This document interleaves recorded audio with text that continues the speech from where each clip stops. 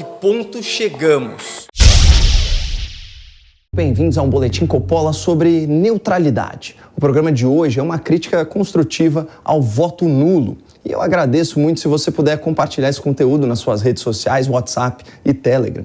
No @Boletim Coppola, lá no Instagram, marque pessoas queridas que estão pensando em anular o voto ou mesmo faltar à votação de segundo turno. Talvez os argumentos aqui apresentados contribuam para que elas repensem a decisão que, diga-se de passagem, é legítima. Bom, vamos tentar entender esse fenômeno de escolher, não escolher. Essencialmente, votar nulo no segundo turno é estabelecer uma equivalência negativa entre as duas opções. Ambos os candidatos, igualmente, não me representam. O problema é que a experiência política, a experiência humana em geral, mostra que mesmo entre duas alternativas ruins, existe sempre uma alternativa pior. Ainda assim, é fácil de entender a tentação de anular o voto nesses casos. O processo de escolha às vezes é tão desagradável que a pessoa, naquele momento, opta por não optar. Contudo, ao agir dessa forma, ela ficará sujeita às consequências da escolha de outras pessoas. E essas outras pessoas podem ter escolhido a pior das duas alternativas. E aqui uma coisa precisa ficar muito clara. Votar em um candidato, especialmente no segundo turno, não significa apoiá-lo, endossá-lo, nem aplaudi-lo, pessoal. Votar, via de regra, é a arte de escolher o menos pior. Mas agora, saindo da generalização e trazendo para o caso concreto da disputa entre Lula e Bolsonaro, eu gostaria de propor uma reflexão, especialmente para você que cogita o voto branco ou nulo. Tirando as paixões de lado, existe um contraste aí muito claro entre os dois contendores desse segundo turno. Os vícios da candidatura de Lula da Silva são essencialmente de natureza moral. Já os problemas da candidatura de Jair Bolsonaro são essencialmente de natureza estética. Vamos a um exemplo prático sobre questões humanitárias gravíssimas do nosso passado recente.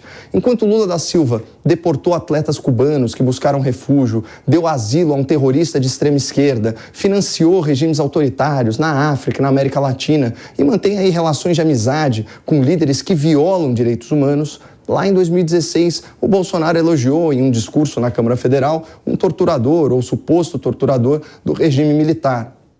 Percebam que, embora todas essas condutas sejam reprováveis, existe um abismo entre o comportamento de Lula e de Bolsonaro.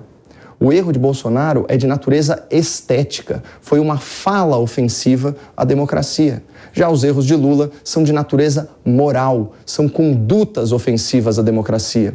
Analisando racionalmente, todo mundo sabe que ações valem muito mais que palavras, mas a conexão ou a repulsa que nós desenvolvemos em relação a um candidato não é um fenômeno lógico-analítico, é um fenômeno predominantemente emocional.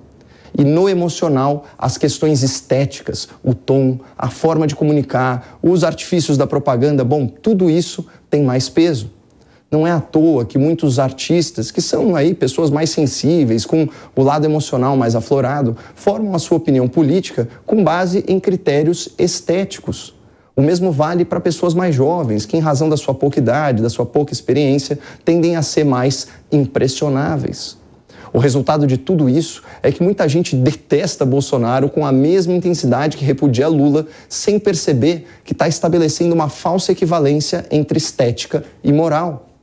E não apenas uma falsa equivalência entre falas e condutas, também uma falsa equivalência entre acusações e condenações e outra falsa equivalência entre exceção e regra.